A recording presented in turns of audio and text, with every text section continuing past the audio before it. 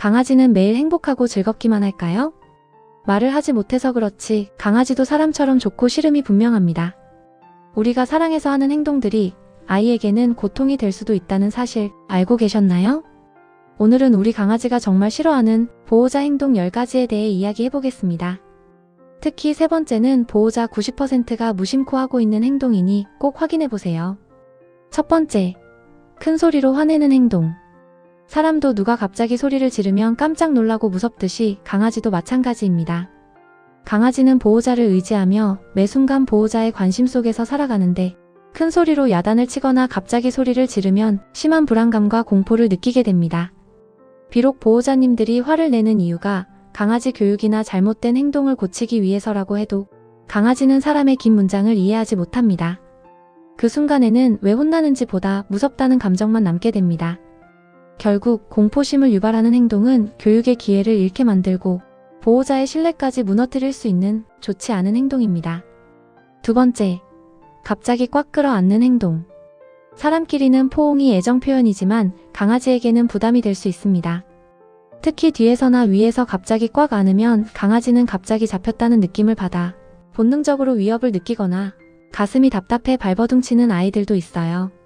물론 보호자님들은 너무 사랑스러워서 안아주고 싶은 마음이겠지만 강아지 입장에서는 도망갈 수도 없고 몸이 구속되는 불편한 상황이 될 수 있습니다.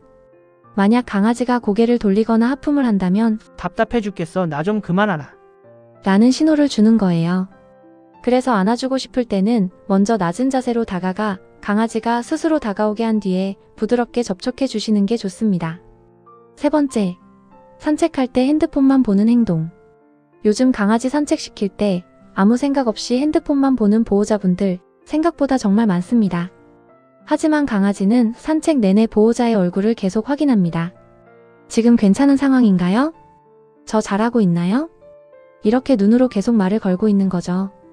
그런데 뒤돌아봤을 때 보호자가 핸드폰만 보고 있다면 강아지는 혼자라고 느낄 수 있습니다. 하루 종일 기다렸다가 나온 산책인데 아이에게는 산책을 망치는 시간이 될 수 있어요. 더 중요한 건 안전 문제입니다. 다른 강아지가 갑자기 다가오거나 바닥에 떨어진 위험한 물질을 먹는 상황을 놓칠 수도 있어요. 산책은 단순한 운동이 아니라 보호자와 함께하는 소중한 교감 시간입니다. 그래서 산책 시간만큼은 잠시 핸드폰을 내려놓고 아이에게 집중해주세요. 네 번째, 자고 있을 때 계속 만지거나 깨우는 행동. 잠든 모습이 너무 귀여워서 쓰다듬어주고 뽀뽀해주시는 분들 정말 많을 거예요.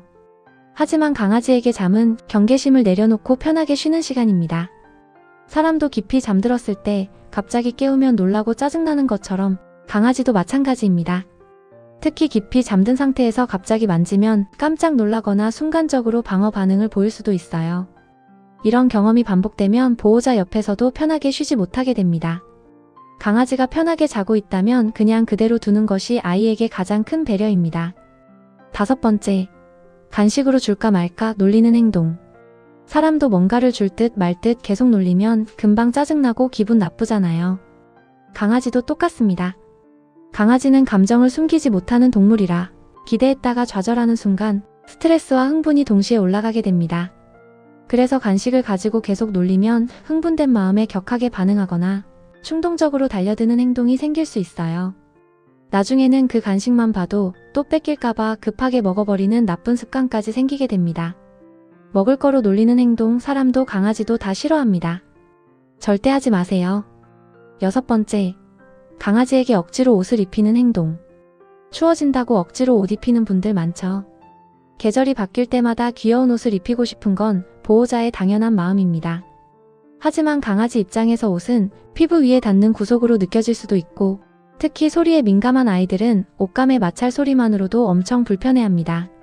처음부터 강제로 입히면 바닥에 눕고 몸을 비틀거나 아예 움직이지 않는 아이들도 있어요.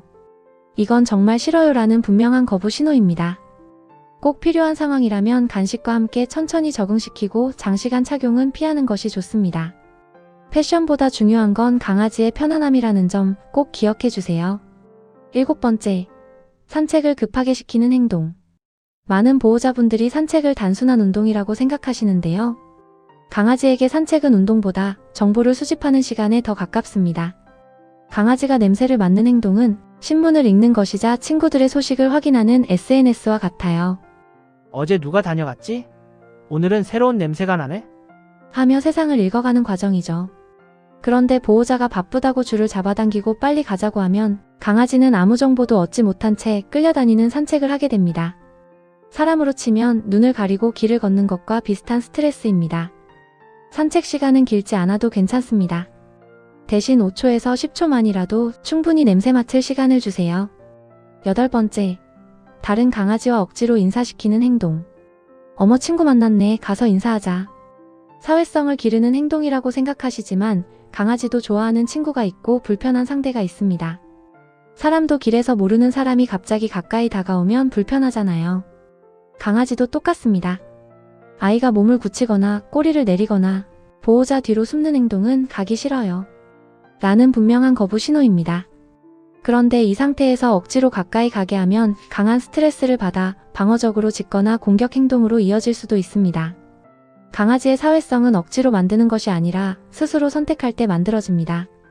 다른 강아지를 만났을 때는 아이의 반응을 먼저 보고 다가가고 싶어 할 때까지 기다려주세요. 9번째, 교육할 때 말이 너무 많은 행동. 안 돼, 이러면 안 된다니까. 왜 자꾸 그래? 몇 번을 말해, 알아들어? 이렇게 길게 말하면 강아지들은 알아듣지 못합니다. 말이 많아질수록 강아지에게는 의미 있는 말이 아니라 그저 긴 소음처럼 들릴 뿐이에요. 결국 아이는 무엇을 해야 하는지 몰라 혼란스럽고 집중력만 떨어지게 됩니다. 강아지는 말보다 짧은 신호와 행동으로 배우는 동물입니다. 앉아, 기다려, 이리 와. 이렇게 짧고 명확하게 알려주시고 잘했을 때 바로 칭찬해주세요. 교육은 말이 아니라 행동으로 보여줄 때 훨씬 빠르게 배웁니다. 10번째, 오랜 시간 혼자 집에 두는 행동. 우리 애는 집 잘 지켜요. 얌전해서 괜찮아요. 이렇게 생각하시는 분들 많으신데요. 강아지는 극도로 사회적인 동물이라 혼자 있는 시간을 가장 힘들어합니다. 보호자는 아이에게 가족이자 세상의 전부이기 때문입니다. 오랜 시간 혼자 남겨지면 짖거나 물건을 망가뜨리는 행동뿐 아니라 무기력하거나 우울한 모습으로 나타나기도 해요. 물론 외출이 불가피한 상황도 있지만 돌아왔을 때는 핸드폰부터 보지 마시고 먼저 아이에게 관심을 주세요.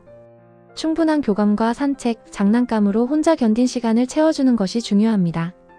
기다린 시간까지 책임지는 것, 그게 보호자의 역할입니다. 오늘 나온 행동 중에 혹시 여러분도 모르게 하고 있던 행동 있으셨나요? 우리는 사랑해서 하는 행동이지만 강아지에게는 불편한 순간이 될 수 있습니다. 사랑은 우리 기준이 아니라 강아지 입장에서 생각하는 거니까요. 특히 3번째 영상에 나온 강아지와 산책할 때 핸드폰 내려놓는 것부터 오늘 한번 실천해보세요. 우리 아이와 눈 맞추며 걷는 그 몇 분이 강아지에게는 하루 중 가장 행복한 시간이 됩니다. 오늘 영상이 도움이 되셨다면 구독과 좋아요로 함께 해주세요. 우리 아이와 더 따뜻한 하루 보내시길 바랍니다. 견생시대 화이팅!